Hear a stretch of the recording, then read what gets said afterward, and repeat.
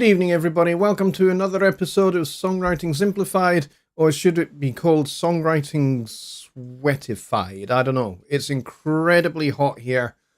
Now, when I say incredibly hot, I mean incredibly hot by Scottish standards, which means it has been over 30 degrees Celsius here, which means that's the outside temperature. Inside, it's been like 39, nearly 40 degrees all day. I have a fan running, which you might be able to hear just slightly in the background. And really, at this point, all it's doing is just pushing warm air around the room, to be honest. I do have the window open. We are under a thunderstorm warning at the moment, so we'll see how that goes. If that starts kicking off, then we'll probably just have to shut down for obvious safety concerns, and especially with it being so hot, we could have dry lightning, and when that happens, there's much more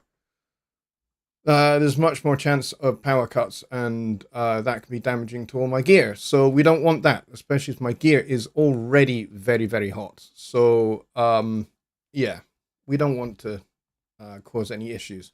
So we'll just go for as long as we can, and we'll see what happens. Now I just noticed that YouTube is telling me that we have no data, so that's interesting. I wonder why that is. Strange. Okay, now it says good connection. So, okay, so we're good. All right, so tonight, let's see who's here. Billy Morgan was first in the door, followed by Daryl Harrison and Tony Stringer, who is going to be in Cyprus for a few months, which is awesome. Congratulations. Cyprus is gorgeous. And we got Tony Cadona, we've got Ron the Keyman, we've got Rich Cresswell here as well, we got Keith from Radio Tuck Trumpet, and we got Don Oliveira. We've got, that's it so far. Yeah, so far so good. So we've only got like 14, 15 people here. But as you can see, I'm sweating manically at the moment. So I'm going to try and get through the show as best I can. So tonight we are going to talk a little bit about modes, because I know we've covered modes before. But the reason why I want to cover modes again is basically to give you guys some other options for songwriting, regardless of the genre that you're working in. So even if your genre is like Tony Stringer's, which is country, so, if you're doing country songs don't tend to be modal particularly, but it does give, what I'm about to show you is going to give you an option to write something that maybe has a modal approach to it. Or at the very least, part of the song that could be modal. So that's what we're going to do. And we're going to talk about the best way to use modes for songwriting. So essentially, with a modal approach to music, whether your music is kind of in a major minor kind of tonality, you can give that major minor tonality a modal approach. And this is something that I do a lot. I do this all the time. And the reason why I do it is it allows me to not have to think about chord changes, and I can just think about common tones, I should say, that are going to fit basically pretty much all the chords. And I don't have to think about chord changes. I can just think about this particular set of notes that I know are going to fit on every chord change that's in a song, in a given song, either from a playing point of view or from, just writing something. I can think about chords and more kind of common chords in that way. So that's one approach that we're going to talk about tonight. The other approach is pretty much a strictly modal approach, where we are abandoning chord changes entirely. And instead of actual chord changes that logically progress, like, G major to C major to D7, and then, a 2-5-1 or something like that, instead of that kind of thing, what we're the approach that we're going to talk about is how you can use the notes from a mode to build different chords that don't have to have that kind of logical progression. And you can just think about each chord as a sound in its own right. And what this will allow you to do is this will allow you a lot of freedom that you otherwise wouldn't have in the major minor system. In the major minor system, you have to think about chord changes and related scale patterns all the time. And there are good things about that. There are distinct advantages, but there are also some distinct disadvantages as well. One of those is which you do have to do a lot of thinking. And so this modal approach will set you free from having to do that. So, first of all, what is a mode?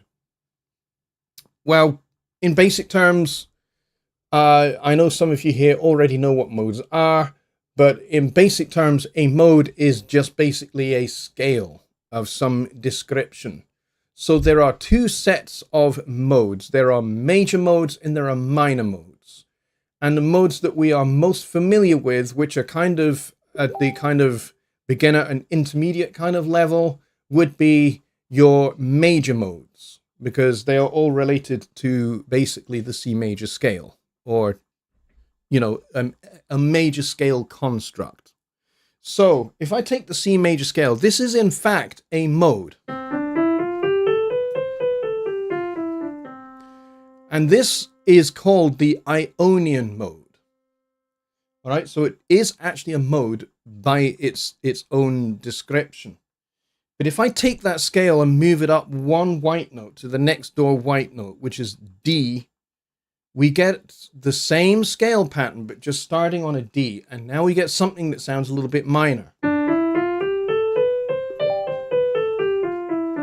But it's also a little bit open as well. Which is why it gets used in tunes like So What, for example, by Miles Davis, because it's kind of dark, but it's also kind of open at the same time. It's dark because the first half of it is clearly minor, because we've got that interval there, we've got the minor third. So it's got that dark kind of blues kind of sound to it. But then the upper half of the scale from G on up is bright.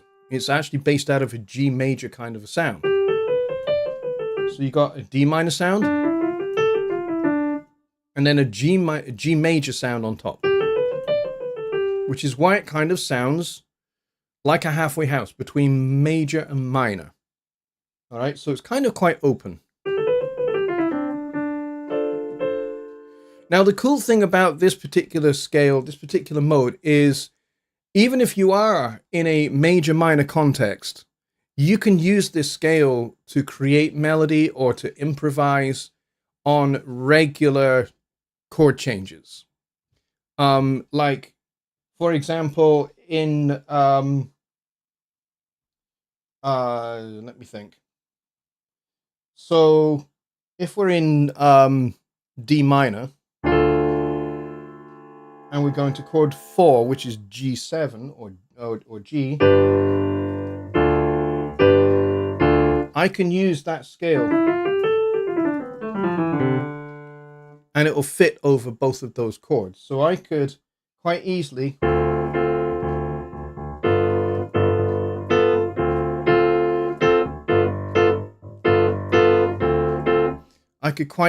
just play those two chords,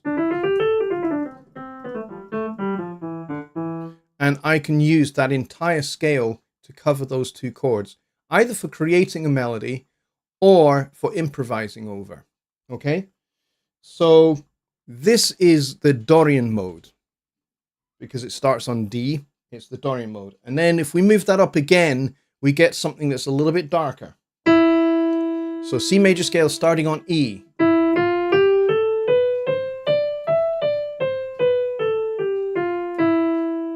And we call this the Phrygian mode. That's correct. And you hear this a lot in in music that's meant to sound maybe a little bit kind of maybe North African or Spanish or Portuguese, you'll hear this kind of this particular modal sound quite a bit. So the interesting aspect of this scale is it starts with a semitone or a half step.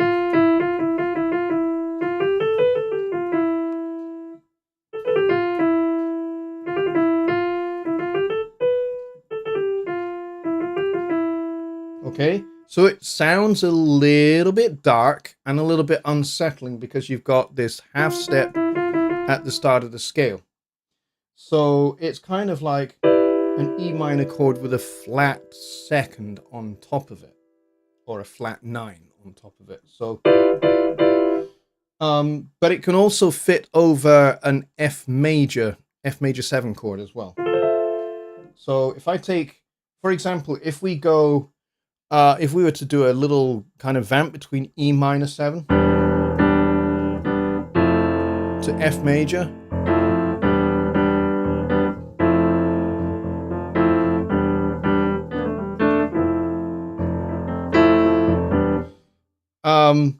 we could totally build something just out of that.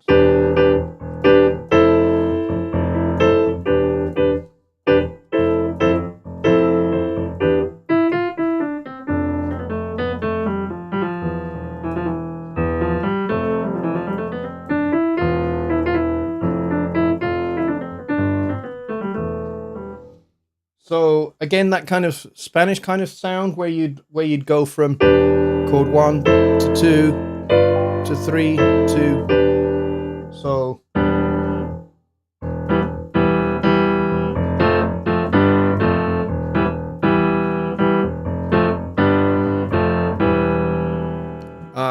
which kind of has, quite a Spanish kind of a sound to it. And so that flat 2 kind of interval at the start of the scale gives it that kind of exotic kind of a sound, Middle Eastern kind of a sound. Okay, so the next one is the Lydian scale starting on F. So it's the C major scale starting on F. And this is probably my favorite one. Okay, people are messaging me like crazy. You can hear it going pa-ding, pa-ding, pa-ding. So that's actually a little bit annoying that people are doing that. Let's see. Okay.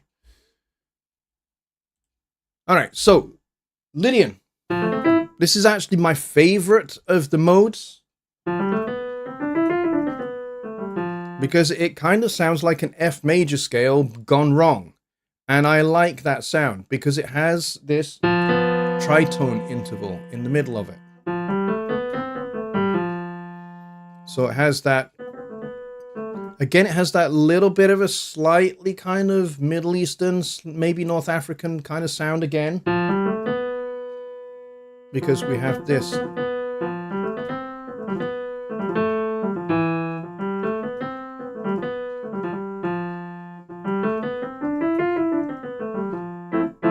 Now, I like using this Lydian kind of sound over major chords. So even if I'm just playing a regular major chord, like a C major chord.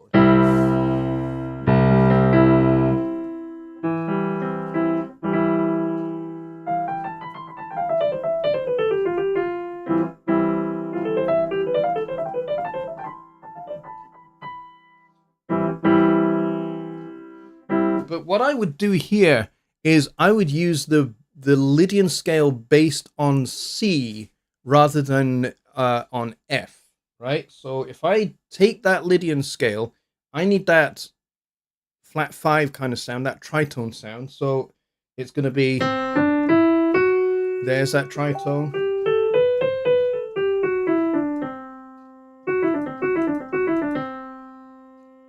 Okay. So if I'm on a C major chord,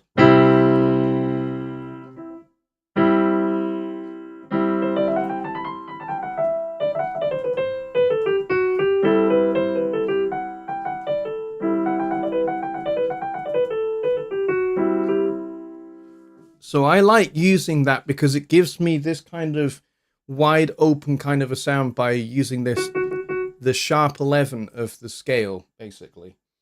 And it gives you this nice kind of D major over C kind of sound.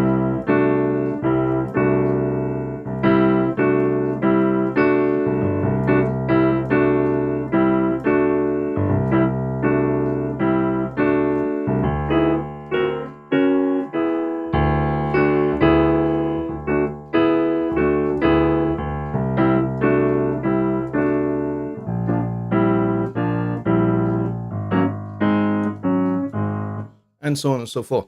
So you can move that kind of a sound around. So that's the Lydian. Then the next one is the Mixolydian, starting on G. This is great for building up tension because it's basically the G7 scale. I call it the G7 scale. Okay. Why are you guys repeatedly spamming?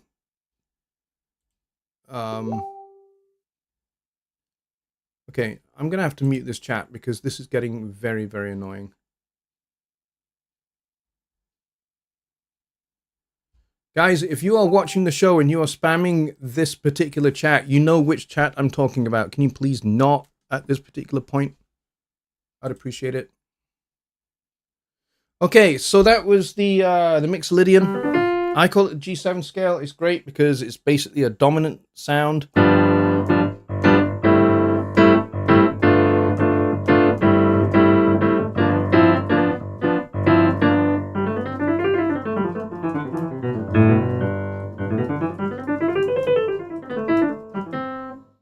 And it's really good for blues as well, actually. If you have listened to the theme tune that I have for Sunday Night Live, it's a 12-bar blues, but I've gone for that kind of modal approach to it. So on the one chord, it's basically a G blues.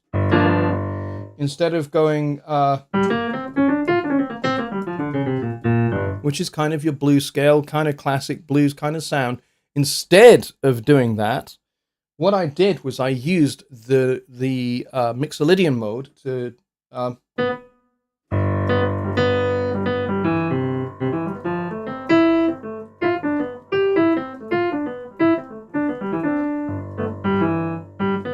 give it a little bit more of an open kind of sound, because that's what this particular scale has, is a nice open sound.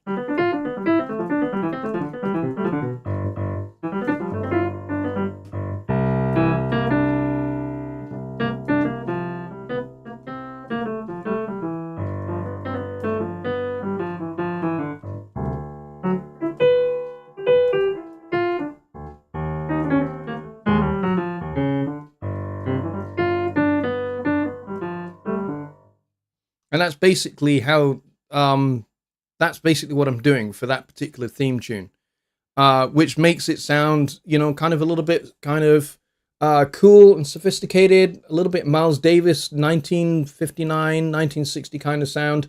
That's kind of what I was going for that particular tune. And so that's actually my favorite scale. The next one is the Aeolian scale, which is kind of your A minor kind of sound.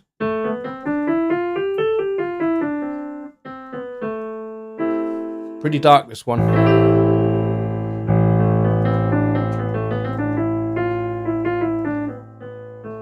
Unique in that it has these two semitone half-step parts into it.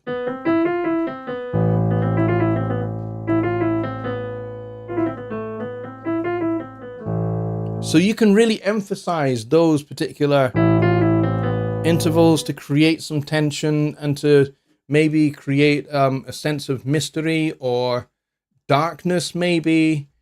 So it's really, really handy for that. So the next one after that is this weird scale. It's the Locrian scale built on B. It's the C major scale, basically one note down.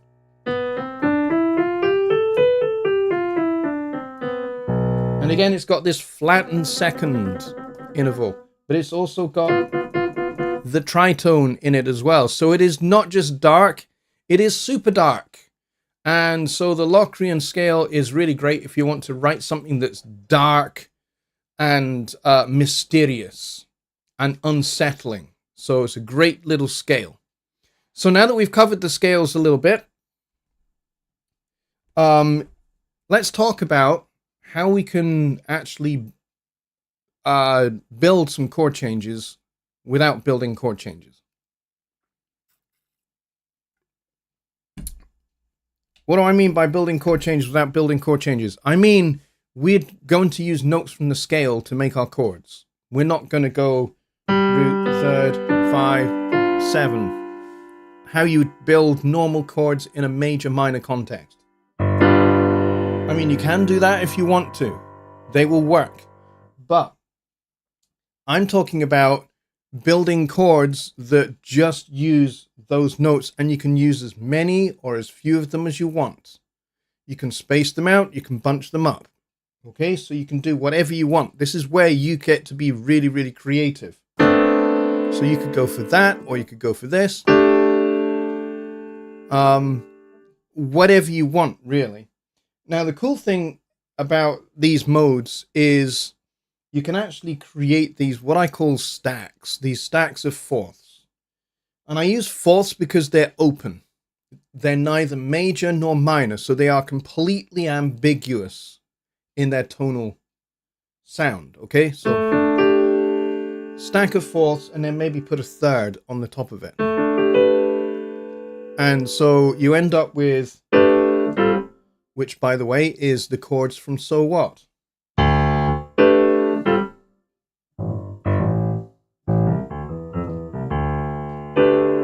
And I'm deliberately not playing the right melody.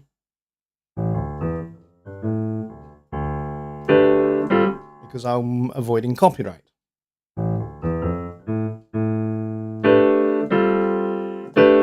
And that's what those chords are in Miles Davis's So What?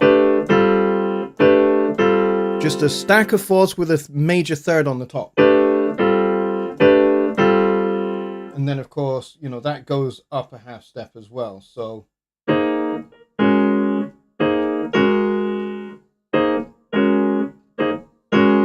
then back down again.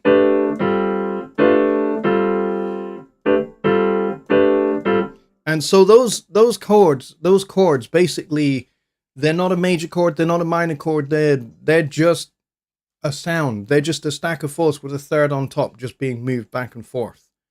And so you can create a really open sound. And you can keep moving that about. You don't have to just do next door. And you'll find all sorts of interesting sounds by doing that. So if I carry on with this stack of fourths with a third on top kind of sound. So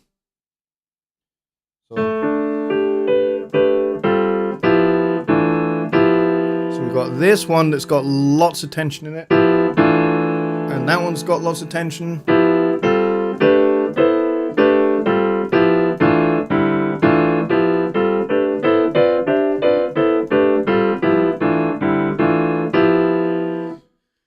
So they're really useful. Yes, these are a little bit kind of jazz sounding kind of chord voicings.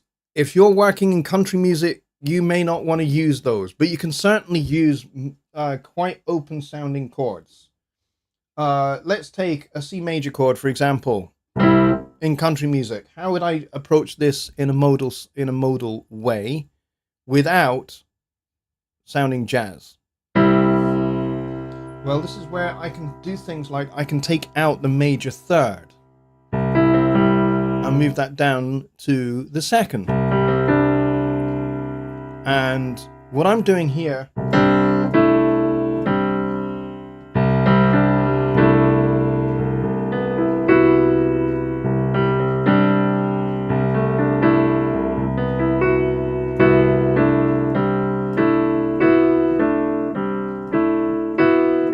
it's another kind of way of having tension.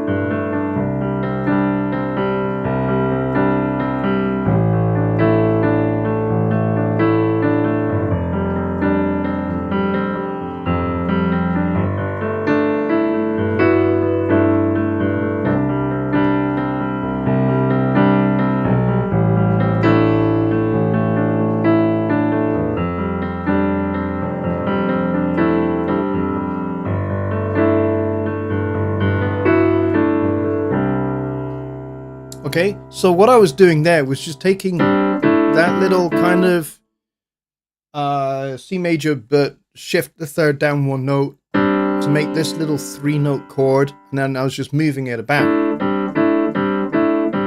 Okay, but then I was still doing kind of C, A minor, F, G in the bass.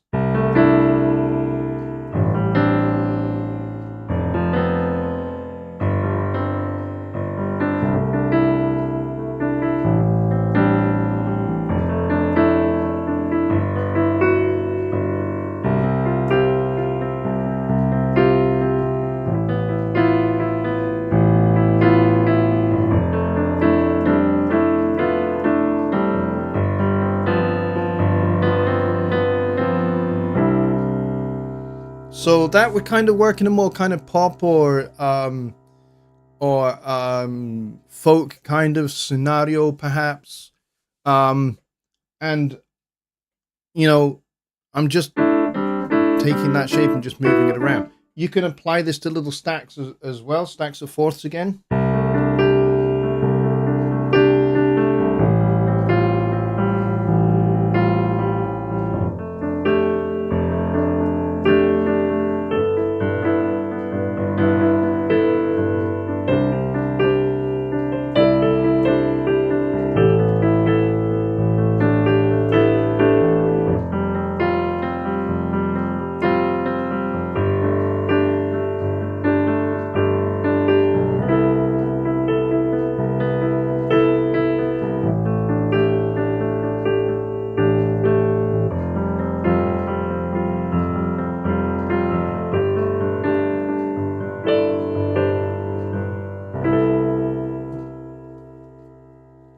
And by using that kind of approach, you can create sounds that just sound unique and interesting and different. All right, so we have reached the halfway point in the show. So I hope that you found that little demonstration helpful and useful and give you some extra ideas, some extra sounds that you can just draw upon by taking one of these scales that we've just talked about, albeit very, very briefly, and apply them in the style of music that you work in. That can be that could just add a little bit of extra interest. All right, so if any of you guys have questions on songwriting, arranging, or composing, or music theory, then please do get them in the chat, and I'd be very happy to take your questions. I need to take on some more fluids because it is really hot in here. Unfortunately, we've only got 9 people here, which has got to be maybe a record low attendance. We would normally have more people than this, for sure. We'd normally have about 15 people, but maybe people don't want to learn about modes. So,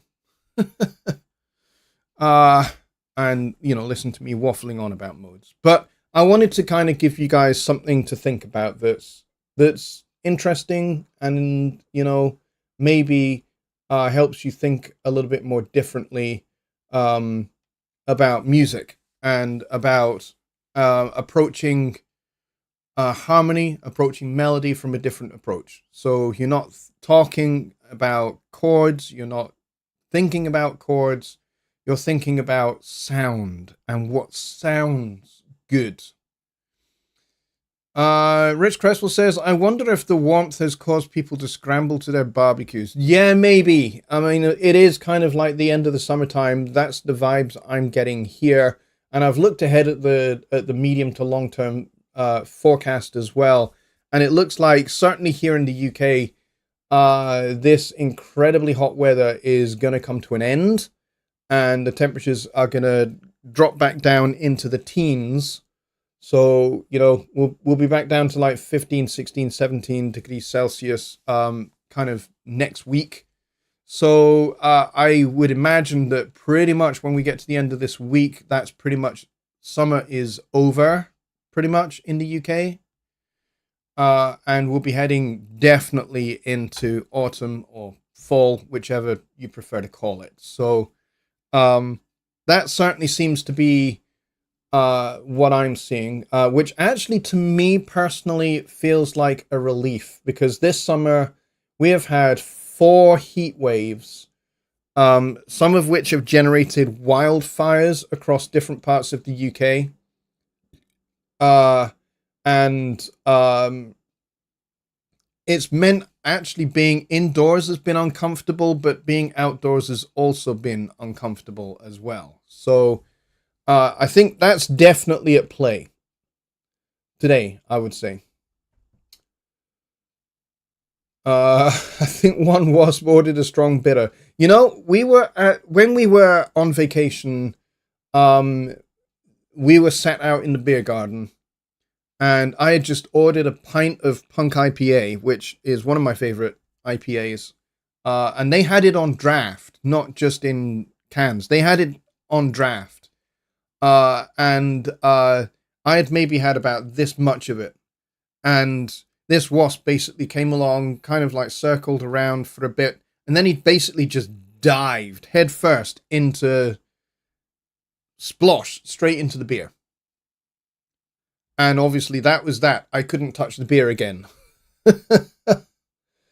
And so the guy basically drowned in beer.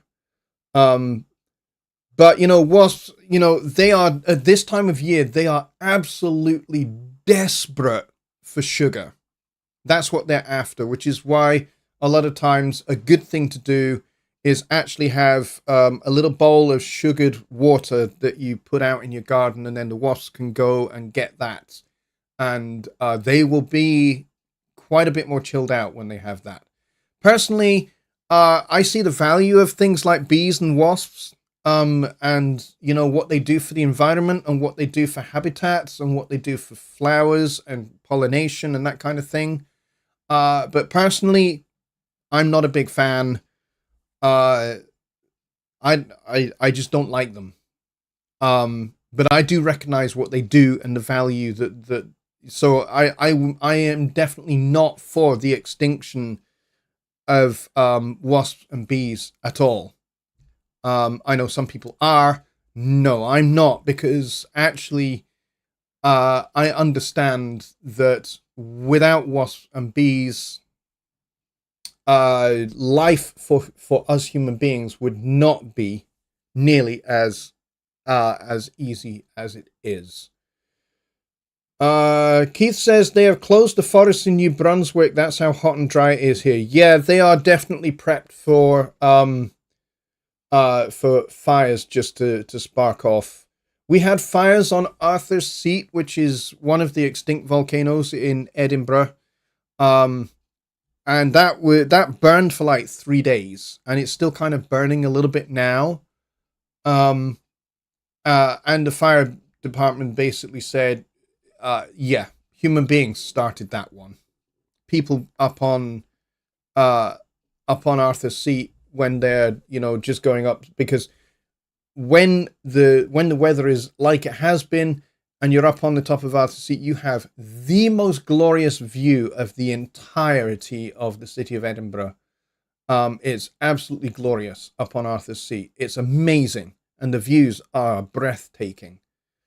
And so it is entirely possible that people went up there, they had a nice little barbecue or something, and they left their little barbecue behind, and the barbecue basically reignited because of the heat, and sparked off the fire. So I suspect something like that is what has happened. Yeah, Rich says the wasps were at the pub, which is the strongest indicator it's coming to an end. Yeah, it is. Because they are absolutely desperate for sugar, and you know, a beer garden in a pub is the perfect environment for them to pick up sugar, because there's beer and stuff everywhere. So okay, it looks like we don't have any songwriting questions, and we don't have any composing or arranging questions or anything like that. So it looks like tonight is going to be a short show, which actually, given the weather and given the possibility of thunderstorms here, it's probably not a bad thing that tonight we just make it a short one. It does therefore give you maybe 20 minutes before the Studio One meetup happens, which I think is after me. Almost straight after me, I think. Or it would ordinarily be pretty much directly after this show. So I think that's the case. Wasps at the pub means they're starving. Yes, and this is how they die. But they are as much important for pollination as bees. Yes, absolutely. Ron says, maybe you spend 1 month learning each key. At the end of the year, you'll know all 12. Yeah, within the major minor system, yeah, you could learn as much as you want for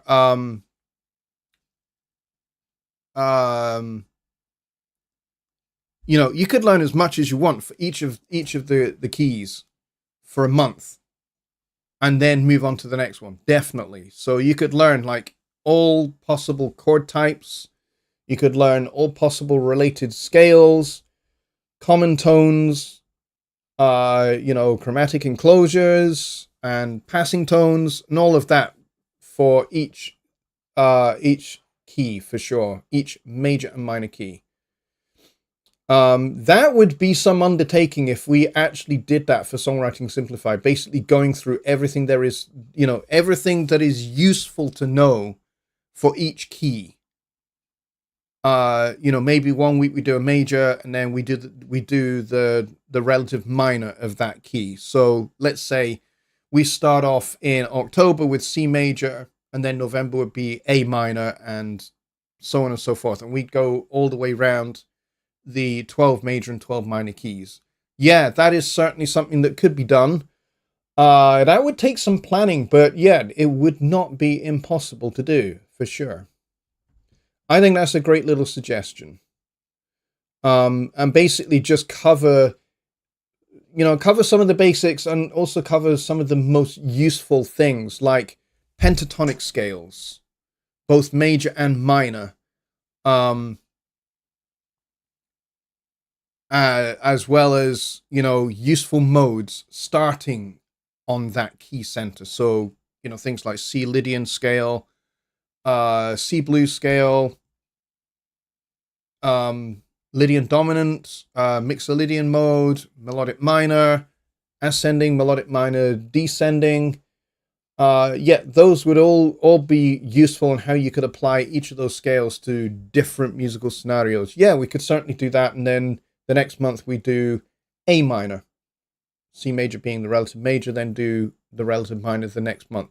Yeah, we could certainly do that. It might get a little bit boring because, you know, for 4 weeks we'd be doing C major. So maybe we could do it across 12 weeks. We could do 1 week on each key. So that might be more doable. It would mean we'd condense quite a lot of the material into like 1 week, but it would mean that we would be looking at something completely different each week rather than, you know, 4 weeks of C major, 4 weeks of, you know, A minor and so on and so forth. That might get awkward. And maybe you guys might be bored by, you know, and desperate to move on to the next key by the time we get to the end of the month. But it's something I could definitely think about, and it's not a bad suggestion at all. With that, I think we will probably end the show there and give you guys some time back, and you can go and make yourselves something to drink before we get to the Studio One meetup after this show. So if you guys are up for that, we've only got 8 people here, so I think we'll just call it to an end. Thank you very much, everybody, for coming. I'm sorry we're not doing the full hour, but actually, you know, I do have my ceiling fan on, but it is incredibly hot here. And oh, speaking of guests, we've just had a little moth just appear. Yeah, that's fun. All right, folks, I'll see you on Sunday for Sunday Night Live, and it should be much cooler on Sunday, so in here should be much more bearable. I'll see you then, folks. Have a great night. Have a great rest of your week. And catch you later. Good night.